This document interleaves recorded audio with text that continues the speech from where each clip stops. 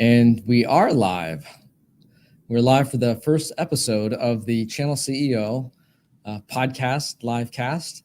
And I'm honored to have Alton Johnson as our first CEO on the show. Welcome. I appreciate it. Yeah, thanks for having me. I'm looking forward to it. Very excited, and yeah, I really appreciate the opportunity. Yeah. So we don't know really where we're going to go with this. So I told him backstage, beforehand that it's not going to be sappy. Tell me all the details of your childhood, but we're going to get into that. We're going to get into kind of what uh, what made you who you are today, and where you've come from, and where you're going, and we might shed a couple tears along the way, but we'll see. I guess it remains to be seen. So, all right, so let's jump into it. So. Um, let's just start with kind of the background. Tell us about yourself, where you're from, where'd you go to school, where'd you grow up? Yeah, yeah. So I'm originally from New Orleans, Louisiana, and I initially got into not cybersecurity. It wasn't a profession at 11, but really just on a computer a lot. And I had a really large passion for like computers since I was 11 years old. I was your kid who was just, I went to school just because I had to, right? And when I got back home, I just wanted to get on a computer all the time. And so I did that for a while. Somebody actually hacked me at one point and showed me how they did it. And so I got super excited about that. Surprisingly, the person that did it to me, they told me, "Hey, I hacked you, and here's how I did it." And I don't know why anybody would ever do that, but it changed my life, right? So from that point on, I uh, I grew a passion into with like just hacking. Really just curious about like what can I learn from this? Like how do I get access to a computer, things like that. So I was in New Orleans for for a while. I realized you could actually get paid to hack as I got much older. But so I was in New Orleans up until Hurricane Katrina and moved to Baton Rouge, and that's kind of where I continued. I think I was around 13 or 14 or so at the time, and went to school up there to a school called Louisiana Technical College, and mostly just studied for computer networking. So it wasn't anything hacking related. It was just really just your average, how do I fix computers, troubleshoot them, how do I build them, tear them back down, things like that. And I started off there. I think I was 16 at the time, so I was surrounded by a lot of like, just a lot of smarter people. Um, in the room. So lived in Baton Rouge for quite a while, and then I finally moved up here to Atlanta back in mid 2019. And this is where home. I guess you could say home 2.0 is going to be going forward. Awesome. Yeah, we were talking to you just bought a new house there. Congratulations. Yeah, Um, appreciate that. yeah, so take us back to the I guess the computer, the early days of the computer. What fascinated about computers, and was it an escape, or what was the curiosity that kind of, or what was the spark that lit the curiosity? Yeah, I think with computers at the time, the thing that excited me the most is that I could learn to be creative and do things that I didn't see a lot of other people doing, right? So, for example, get on a computer, you want to hack somebody, you have to become creative. You have to figure out, all right, how do I trick this person into clicking on a file, and then once they do that, how do I get access to their computer? And from that point on, like, what can I do on their computer? Can I open up their CD-ROM? So there's a tool back then that a lot of other pen testers and security researchers will be familiar with called Sub7 and ProRat. And these were tools that allowed you to, once you got access to somebody's computer, you could literally click buttons to do a lot of crazy stuff. So, for example, you could click a button to open up the CD-ROM and then close it. You can click another button to print out stuff on a printer. You could literally black out the entire screen and just bring up a chat window, kind of like the Matrix, so you can like talk to the person that you hacked. So I mean, as a kid, like that is exciting. You know what I mean? And so I just became super addicted to like just being able to do that to the point to where I wanted to learn. Like, all right, I'm using this tool, Sub7. Like, how do I create something very similar to this? How do I like contribute to this process? And so I started learning, Visual Basics, very old programming language, and became addicted to the ability to like create things that, just out of thin air. It was really cool for me because I didn't have to wait until I got much older to go to college and get a job, all of that like crazy stuff as a kid, right? I could just come home after school and like create something that I would have never created had I not known how to code. Um, so I became like super, super addicted to it. You know, like my mom had to like force me to go to sleep because I was just up at night trying to figure out how to like create new stuff, how to, how to hack the next person, how do I make the next person like, how do I get more access to their computer for a longer period of time, persistence. So I just became super addicted to just hacking. It was just I don't know. It was very cool. You see it on TV, but to actually do it was really exciting at the time. Yeah, it because of those simple things. It actually must have been a kind of a rush to figure out that you can actually mess with somebody's CD-ROM. So they're sitting at their their little desktop, right? The thing's just popping in and out, and probably driving them absolutely nuts. Yeah, exactly. And I mean, it's obviously it freaks people out. It used to freak people out at the time, and like that's like three of like 30 different things that the tool allowed you to do. And so it was so hard to not just want to explore and just see the reaction. Like, are they gonna say something to me after I open up the CD-ROM? Like, are they gonna notice that their CD-ROM opened up? Like, what are they gonna tell me? It's just this whole cool thing of like I can screw with somebody, Yeah, screw yeah, with the computer and see something from it. So that's that's really awesome. cool. Yeah. So, you're it sounds like you're kind of a Doogie Howser type. So you're in college a little early. You said 16, something like that, or technical school 16. Yeah, yeah. So actually, so I'm not afraid to admit, but I have my GED.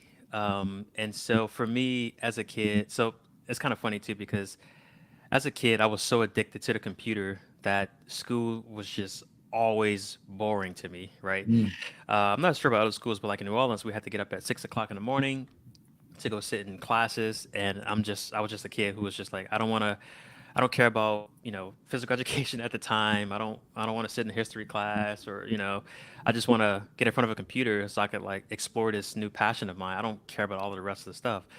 So at 16, I actually got my GED, and of course, like with all parents, it was one of those things where it's like you got to go to school, or you got to get a job, and so went to Louisiana Technical College, and I mean, I literally killed it in school. I mean, I was teaching other students.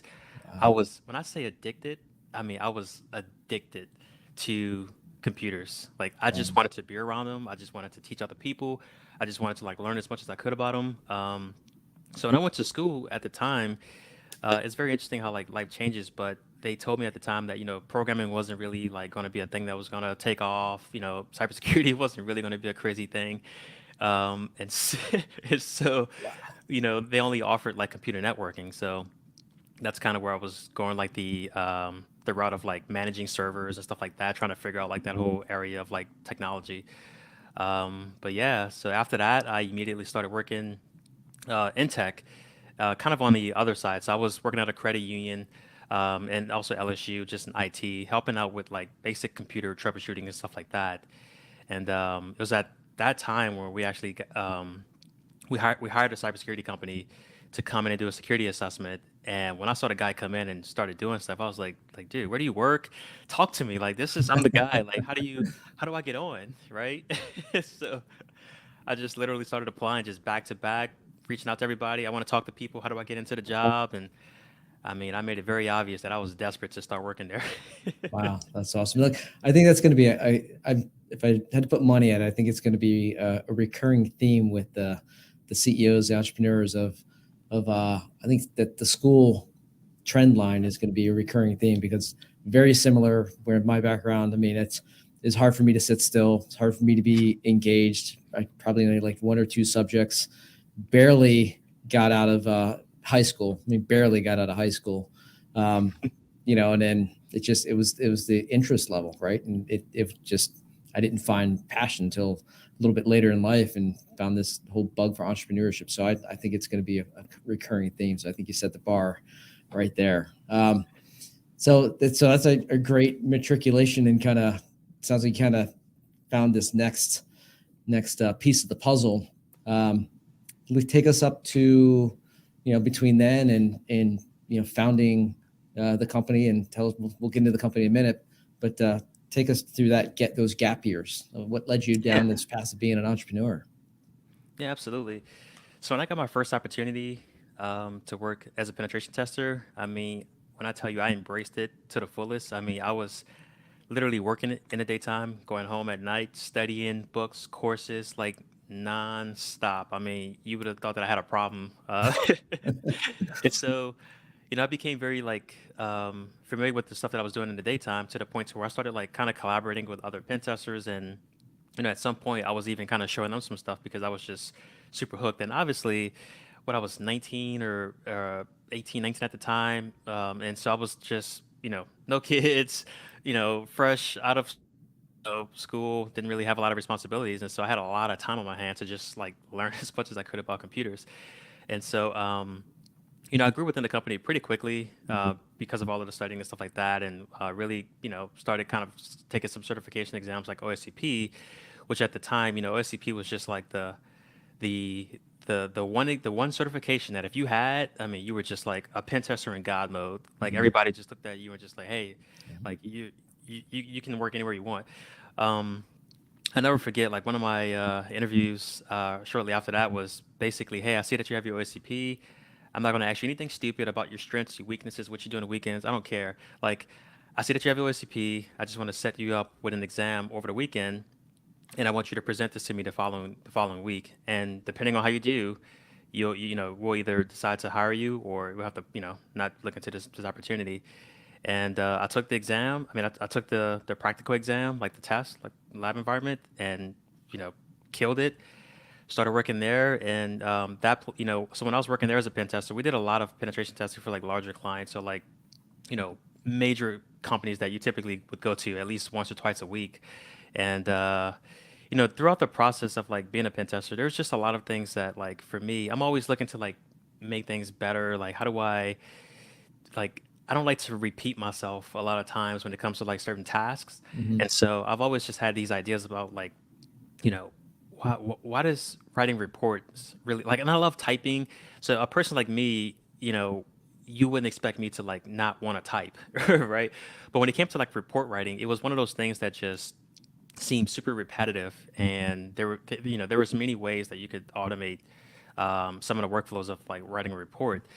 And depending on it's very driven by manual efforts, and one person may feel one way a certain day, they may not feel it the same way next week, so the report might require different little a little bit of revisions. It's not an efficient process, and so I've always just thought to myself like, why aren't we automating reports? Like, why do I have to change the severity from a high to a medium? Why do I have to open up Excel? Hmm. Why do I have to open up, Microsoft Word, change it into, change a few different charts, a different, a couple of different tables, recalculate? It seems kind of silly. We're hacking companies, like really large companies, and we're sitting here like, clicking little buttons to change icons. It just didn't make a lot of sense to me. Like we should be able to be more creative to make this a better process. And so I've always had that idea to automate reports. And even at my next company after that, we kind of had very similar struggles. And I realized at that time, you know what, this is a problem that a lot of cybersecurity companies have. We really, as an industry, suck at making report writing very efficient. And so that's kind of what got me started with creating my own code that would automate reports. And it got to the point to where I was studying how Microsoft Word documents are created, how to tear them down, how to rebuild them, how to copy, things without having to interact with them from Microsoft Word, to the point where I was automating reports and no one even knew it. Wow. So to me, that proved that, hey, it's possible to automate something and deliver the same quality as I would manually because no one could tell the difference. Mm. Yeah. I bet you So, I'm nodding my head. So if those who are watching can see me agreeing with you, but I bet everybody listening, or watching or what have you is probably also nodding their head saying, how repetitive and how much time is wasted, time suck of manually generating reports time and time again. So I love the arc here, right? Because you got kind of passion, you had some of this, kind of critical moments as you're matriculating, and then you got the bug to solve a problem. So that's pretty awesome. That's pretty awesome. Um, exactly.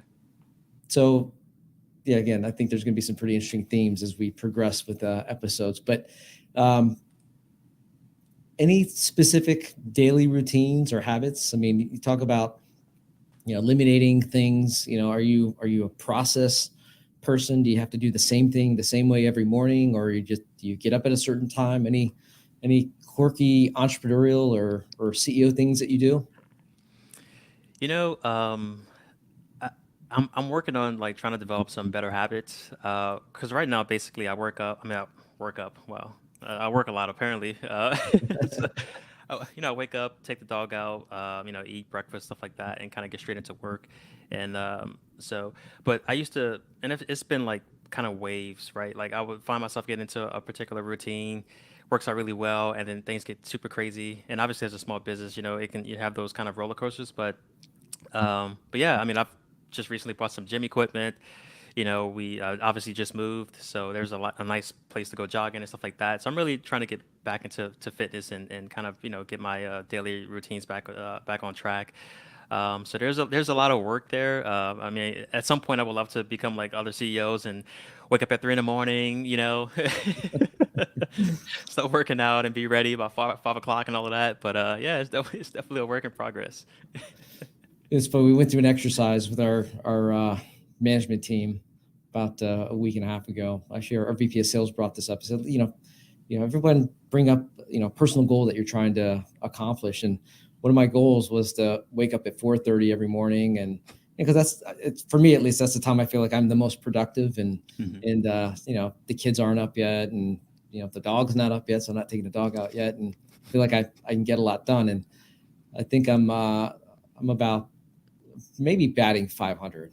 I think most of the days I'm getting up about 5:30. I've tried 4:30 a couple of times. It wasn't that bad, but it's just hard to be consistent that early. Just so I don't know. It's if you're shooting for 3 o'clock in the morning, man, God bless you. Well, That's pretty yeah. intense. Yeah, I mean, I'm really shooting for like maybe like 5, but you hear people talk about their routines. They're like, "Yeah, I wake up at 1 in the morning, work out, drink coffee," and it's just like, dude, how you wake up so early? But Crazy, crazy. yeah. The promise we'll get to the business in a minute, but um, let's talk. So I think I hear some themes about successes. Is there any particular success or win or kind of moment that stands out in your mind that was just impactful or could have helped develop who you are? Yeah, honestly, I would say the biggest thing that I feel like has impacted my life as a business owner is really just to shift from like stopping where I was working full time into kind of starting the business. Because for me personally, I never intended on starting a business. It was never a go. Like I just got so frustrated with like doing things manually that, and it's kind of funny too, because right after I parted ways with my last company, I had an interview, and I had to stop the interview and just say, you know what, I appreciate everybody's time, but I can't do this. Like this is going to be the same thing as the last few. You know what I mean? Wow. So I kind of went out and said, you know what, it was that day. I literally went to the store, bought a laptop, and I said, you know what? I don't care what happens in my life. As long as I have this laptop, I will figure out a way to make this work. I don't care if I'm in a car, like sleeping. I don't care. Like, if I can find Wi-Fi with this laptop, I'll be good. Um, and so for me, it was, and I'm sure you can relate too, but like, I went through like a lot of like just challenges, like in every capacity, mentally, emotional, just trying to figure out, all right, how do I get in front of people? Like I'm the person that's usually behind a computer. So how do I get in front and like try to sell myself to people? Like I've never been in sales at the time, you know what I mean? So it was really just a very interesting challenge and having to deal with like public speaking and just put yourself out there, do things you would never expect to do, um, typically working somewhere, and just kind of m- embarrassing yourself for the sake of trying to like pay bills and figure out, all right, how do I make this work? So for me, that was like the biggest challenge that I've gone through that I feel like has made the most amount of impact to me as a person because I don't feel like I would have gone through that in any other scenario. And I think a lot of that has to do with kind of like how I look at life today and just, if you want to take, I look at risk a lot differently as well based on stuff like that. So that's really, I would say like my biggest success prior to the business is really that transition phase and just learning who I am and what can I take and how do I mature as a person in the world of business so that I could like speak to and go to conferences and just the whole process of like interacting with people, which Yeah, is a lot different when you're a pen tester.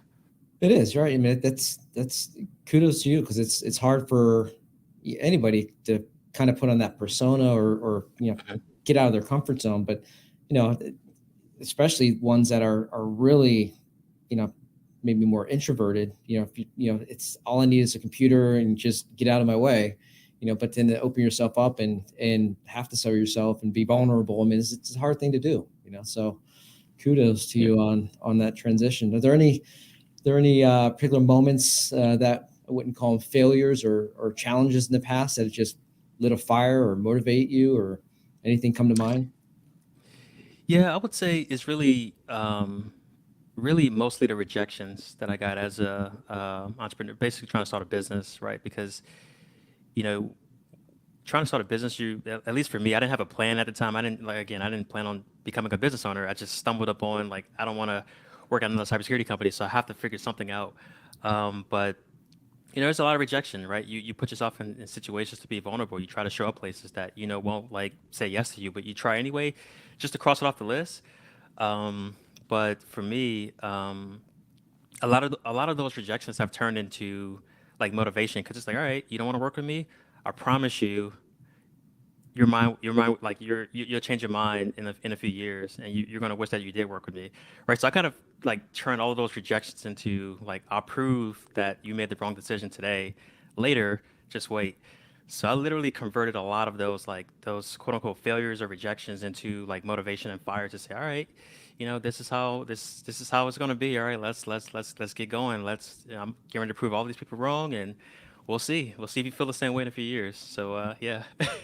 That's awesome. That's absolutely awesome. You're able to harness that and turn it into motivation like that, man. That's great. That's great stuff. All right, so we've been teasing this company, and I'm sure those tuning in know a little bit about you. But tell us the name of your company, and I think we all kind of maybe have an understanding of what you might do. But why don't you give us the pitch here real quick?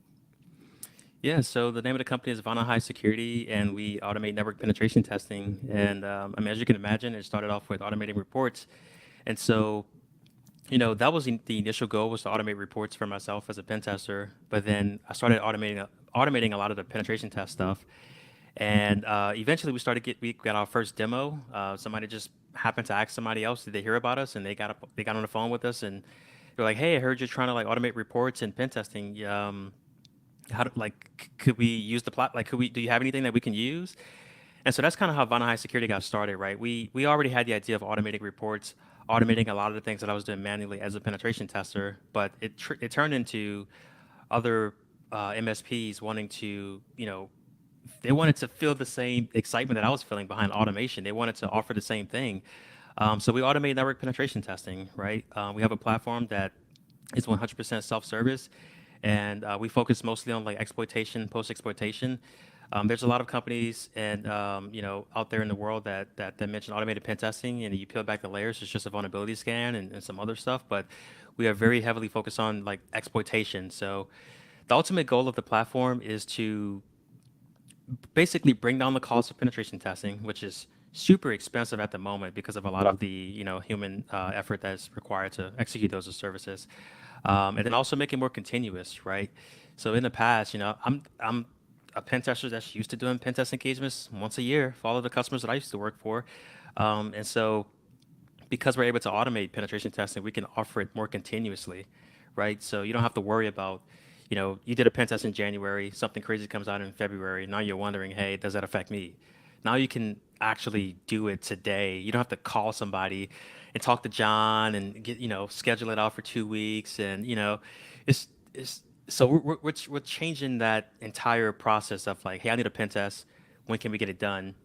To making it automated, more continuous, more affordable, and more repeatable too. So, but yeah, that's what we do. We're an automated penetration testing company for networks.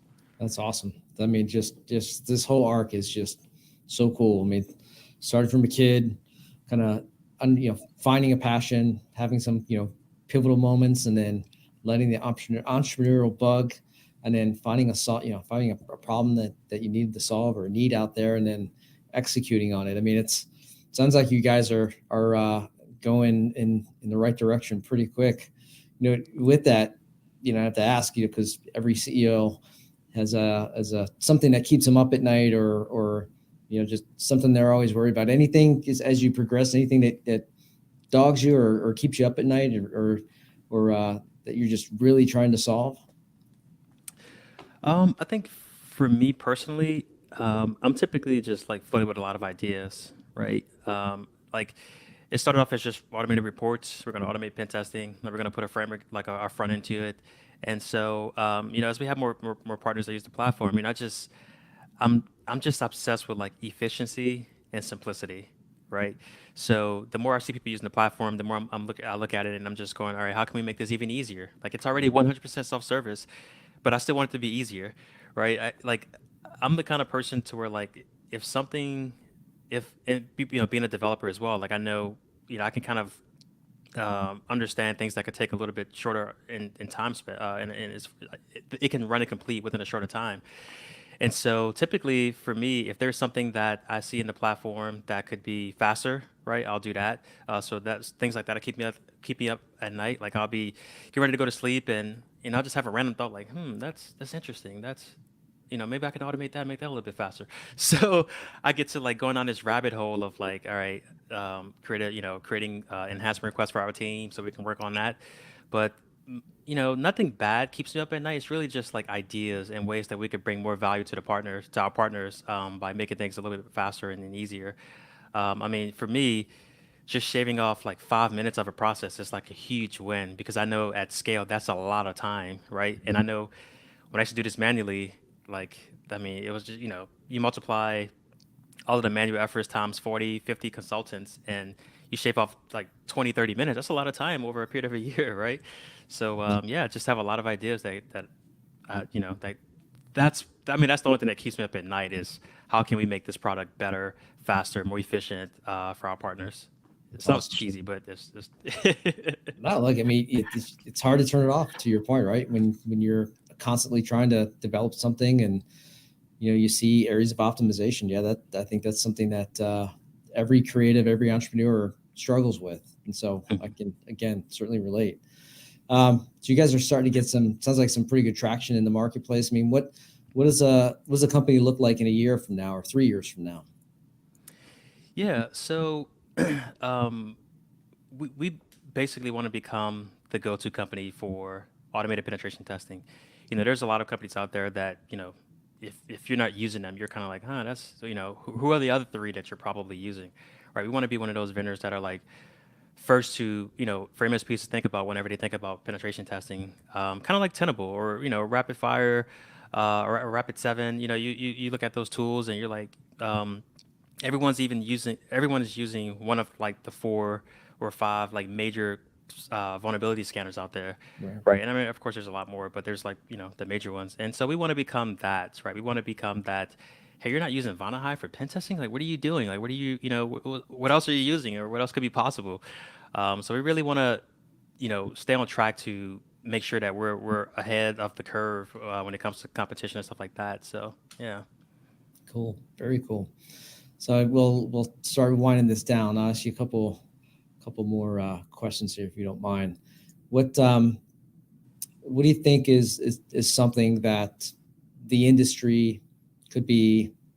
Somebody in security, could be an MSP business owner. What's one thing that the industry or somebody in the industry needs to master over the next year? Like what could be anything. Yeah.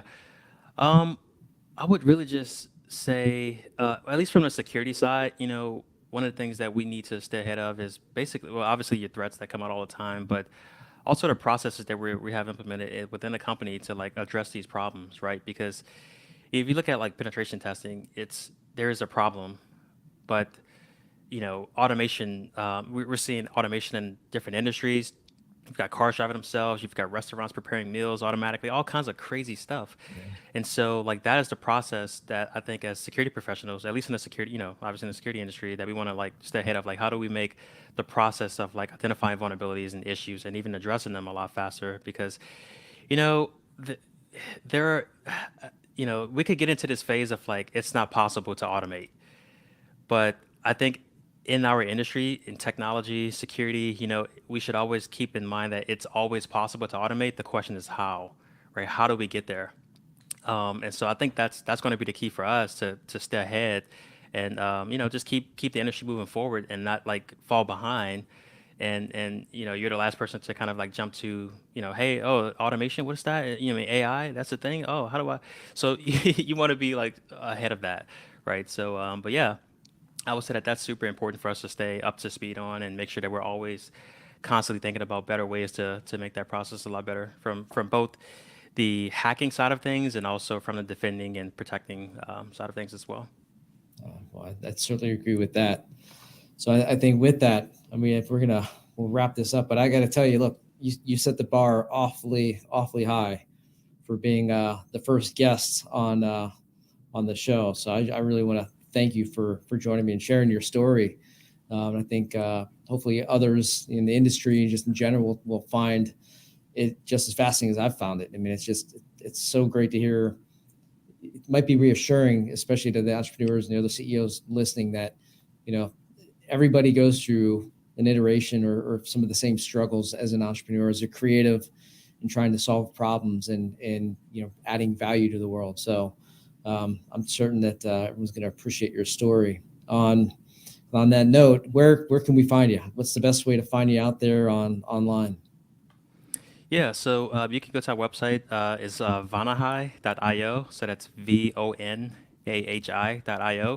So you could definitely check us out and kind of get a look at the platform. And we do offer free proof of concepts as well. So you could basically sign up. You don't even have to talk to anybody. You can sign up, just get an invite, shoot us an email, and you can sign up into the portal, perform your first pen test, kind of look at the results, compare it to your last pen test, or just kind of just figure out, hey, like, is this something that we could use to benefit our customers? And so we do a free proof of concept for that. And yeah, I would definitely recommend checking us out and giving us a shot because I think, the space that we're in today, it's going to be very interesting in another year or two from now. I can promise you that when it comes to automated pen testing. I mean, right now, it's pretty new to the market. I mean, a few years, but in another year or two, it's going to be pretty wild. So. Yeah.